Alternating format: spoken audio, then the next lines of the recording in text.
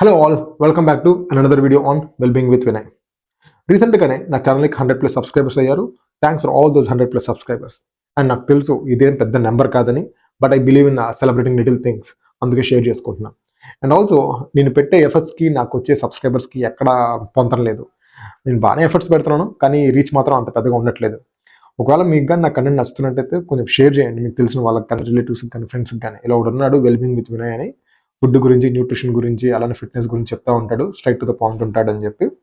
అలా కాదు, మీకు నచ్చట్లేదా, అదేంటో కూడా కామెంట్స్లో చెప్పండి, I will try to improvise.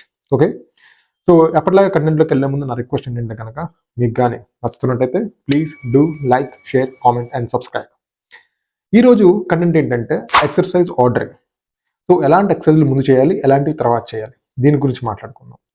మాట్లాడుకునే ముందు అసలు ఇది ఏమైనా ఇంపాక్ట్ చేసిద్దా మన మజిల్ స్ట్రెంత్ మీద కానీ, లేదా మన మజిల్ హైపర్ట్రోఫీ మీద కానీ ఏమైనా ఇంపాక్ట్ ఉంటుందా ఈ ఆర్డర్ వల్ల అనేది, అది కూడా మాట్లాడుకుందాం. ఫస్ట్ హైపర్ట్రోఫీ విషయానికి వద్దాం. హైపర్ట్రోఫీ అంటే మీ మజిల్ సైజ్ ఇంక్రీజ్ అవడం అనమాట. సో చాలా స్టడీస్లో తెలియదు ఏంటంటే ఈ ఎక్సర్సైజ్ ఆర్డరింగ్ వల్ల హైపర్ట్రోఫీలో పెద్ద డిఫరెంట్ సిగ్నిఫికెంట్ చేంజెస్ ఏమి ఉండవు, ఆల్మోస్ట్ ఇంచుమించుగా అంతే ఉంటాయి ఎలా మీరు చేసినా కూడా అనేది. వేరే as coming to the muscle strength, దీని మీద మాత్రం బాగా ఇంపాక్ట్ ఉంటుందంట స్టడీస్ ప్రకారం చెప్పింది అగైన్. సో మీ ఎక్సర్సైజ్ ఎలా అయితే ఆర్డర్ చేసుకుంటారో దాన్ని బట్టి మీ స్ట్రెంత్ అనేది ఇంప్రూవ్ అవుతూ వెళ్తుంది, లేదా డిగ్రేడ్ అవుతూ వెళ్తుంది సరిగ్గా చేసుకోకపోతే. మరి మన రికమెండేషన్స్ ఎలా ఉండాలి అంటే, ఎలాంటివి ముందు చేయాలి, ఎలాంటివి తర్వాత చేయాలి, దీనికి డిఫరెంట్ కేటగిరీస్ ఉన్నాయి. నేను కేటగిరీస్ బట్టి మాట్లాడుతూ వెళ్తాను. Coming to the first category, compound movements versus isolation movements. Compound movements అంటే మీ బెంచ్ ప్రెస్ లేకపోతే స్క్వాట్స్ ఇలాంటిది.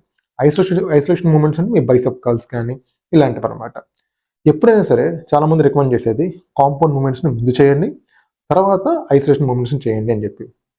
ఎందుకంటే compound movements are more technical and they demand more energy, and తొందరగా మీకు ఫ్రెష్ రాదనమాట. అది స్టార్ట్ చేసే ముందు ఒక ఫ్రెష్నెస్ ఉంటే మీరు ఈజీగా దాన్ని యాక్టివేట్ చేయగలరు ఆ మూమెంట్ని. అందుకని ఆల్సో నేను చెప్పినట్టు వన్స్ కాంపౌండ్ మూమెంట్ చేసిన తర్వాత ఐసోలేషన్కి వెళ్తే మీకు ఆ ఎనర్జీ ఉంటుంది ఐసోలేషన్ మూమెంట్స్ చేయడానికి. కానీ రివర్స్లో ముందు ఐసోలేషన్ చేసి తర్వాత కాంపౌండ్ మూమెంట్ లాస్ట్లో చేశారనుకోండి, మీకు ఒక 7 వర్కౌట్లు ఉన్నాయి, ముందు 6 ఐసోలేషన్ చేసి 7వది మీరు కాంపౌండ్ చేశారనుకోండి, మీరు టెక్నికల్గా ఆ ఎనర్జీని ఇవ్వలేరు, అంత ఉండదు. డెడ్ లిఫ్ట్ చేయాలన్నా, బెంచ్ ప్రెస్ చేయాలన్నా, ఆ స్క్వాట్ చేయాలన్నా చేయలేరు మీరు. కాబట్టి compound movements are first and then later isolation movements అనమాట. ఓకే, నెక్స్ట్ కేటగిరీ వచ్చేసరికి మజిల్ సైజ్. అంటే లార్జర్ మజిల్ గ్రూప్స్ ముందు చేయాలా, లేదా స్మాలర్ మజిల్ గ్రూప్స్ ముందు చేయాలా. లార్జర్ మజిల్ గ్రూప్స్ అంటే మీ చెస్ట్, మీ బ్యాక్, మీ హ్యామ్స్ట్రింగ్స్, మీ క్వాడ్స్ ఇవన్నమాట. అండ్ స్మాలర్ మజిల్ గ్రూప్స్ వచ్చేసరికి మీ ట్రైసెప్స్, మీ బైసెప్స్ ఇలాంటివి. సో ఇందులో ఏది ముందు చేయాలి, ఏది తర్వాత చేయాలి. సో ఇందులో ముందు వచ్చేసరికి చేయాల్సింది మీరు లార్జర్ మజిల్ గ్రూప్స్. అంటే నేను చెప్పినట్టు ఈ చెస్ట్, బ్యాక్, క్వాడ్స్ ఇది ముందు చేయాలి. దాని తర్వాత స్మాలర్ మజిల్ గ్రూప్స్ చేయాలన్నమాట. ఎందుకంటే బికాస్ ఆఫ్ ఫెటిగ్నెస్, సేమ్ ఇందాక లాంటి ఫ్యాక్టర్ అనమాట. మీరు ఎప్పుడైతే స్మాలర్ మజిల్ గ్రూప్స్ చేస్తారో దానికి తగ్గ ఎనర్జీని మీరు ఎప్పుడైనా గుర్తుపెట్టుకోండి. మీరు వర్కౌట్ స్టార్ట్ చేసినప్పుడు high energy, high freshness, high performance ఉంటుంది. అలాంటప్పుడు ఏదైతే డిమాండింగ్ ఉంటుందో అది ముందు పెట్టుకోవాలి. సో ఈ కేసులో లార్జర్ మజిల్ గ్రూప్స్ అనేవి more demanding one compare to your smaller muscle groups. Okay, so what is order?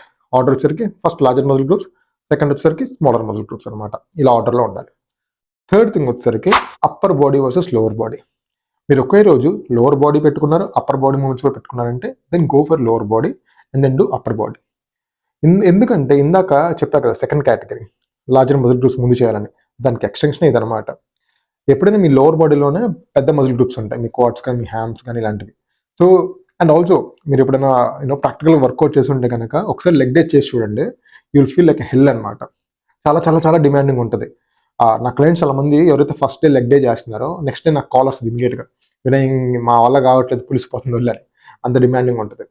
So ఎప్పుడైనా డిమాండింగ్ ఉండదు, ముందు పెట్టుకోవాలి. కాబట్టి మనం చెప్పుకున్నట్టు first lower body, second upper body అనమాట.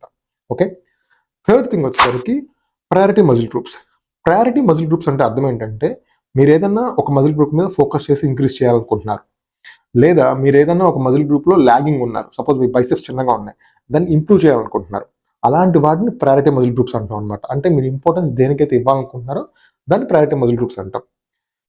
ఈ ఆర్డరింగ్లో ఎప్పుడైనా సరే ప్రయారిటీ మజిల్ గ్రూప్స్ ముందు పెట్టుకోండి, అండ్ దాని తర్వాత మిగతా మజిల్ గ్రూప్స్ పెట్టుకోండి. రీజన్ వచ్చేసరికి సేమ్ థింగ్, ఇందాట్లాగే చెప్పా కదా, పర్ఫార్మెన్స్ అనేది స్టార్టింగ్ ఆఫ్ ద సెషన్లో మీకు పీక్స్లో ఉంటుంది. అలాంటప్పుడు మీకు ఏదైతే ప్రయారిటీ ఉంటుందో దానికి మీరు ఫుల్ ఎనర్జీ ఇచ్చేస్తే దాని స్ట్రెంత్ అనేది ఇంప్రూవ్ అవుతుంది. అందుకని మనకు కావాల్సిన మనం ముందు పెట్టుకుని మజిల్ గ్రూప్స్ లాగింగ్ ఉన్నాయి కానీ, లేకపోతే మీరు ఫోకస్ చేయాలనుకుని ముందు పెట్టుకొని దాని తర్వాత లాగింగ్ మజిల్ గ్రూప్స్ పెట్టుకోండి, ఆర్ మిగతా rest of the muscle groups పెట్టుకోండి. Okay, now coming to the rep ranges. High rep ranges versus low rep ranges. High rep ranges చేసినప్పుడు ఏమవుతుందంటే ఫెటిగ్నెస్ అనేది చాలా హైలో ఉంటుంది అనమాట. అంటే మీరు అలసిపోయి దాని రికవరీకి ఎక్కువ టైం పట్టిద్ది అనమాట.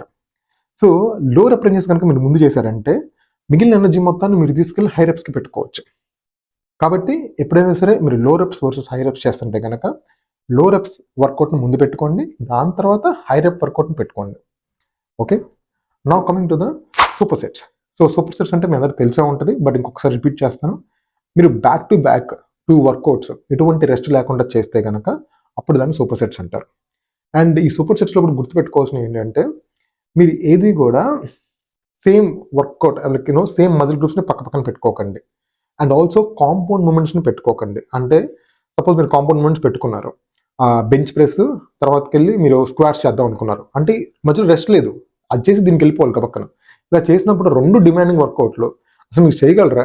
ఆ దమ్ము ఉంటుందా? మొత్తం మీకు గడగడలాడిపోద్ది అనమాట.